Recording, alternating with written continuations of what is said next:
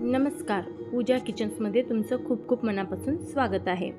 कैरी आणि हिरव्या मिरच्याचं लोणचं कसं करायचं चला मग आज आपण बघूया। त्याला लागणारं साहित्य मोहरी, चिपूड, मीठ आणि हिरव्या मिरच्या बारीक चिरलेले, कैरी बारीक चिरलेली, ते दोन्ही आपण एक बाउलमध्ये घालून मिक्स करूया व्यवस्थित।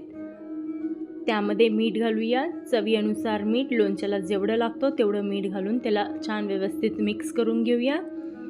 त्यामध्ये मोहरीची पूड घालूया, मोहरीची पूड घालून त्याला व्यवस्थित मिक्स करून घ्या। लोणच्यामध्ये थोडीशी मोहरीची पूड जास्तच घालावी, मला असं वाटतं थोडी कम पडली म्हणून मी थोडीशी अजून त्यामध्ये मोहरीची पूड ॲड करते।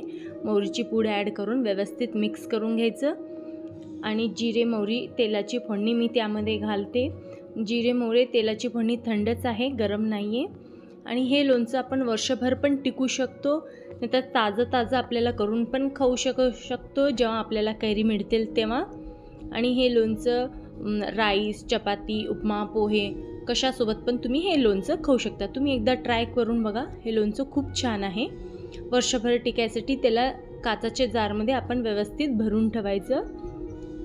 आणि प्लीज माझ्या चॅनलला लाईक, शेअर, कमेंट, सबस्क्राईब करायला विसरू नका। माझं व्हिडिओ बघण्यासाठी थँक्यू।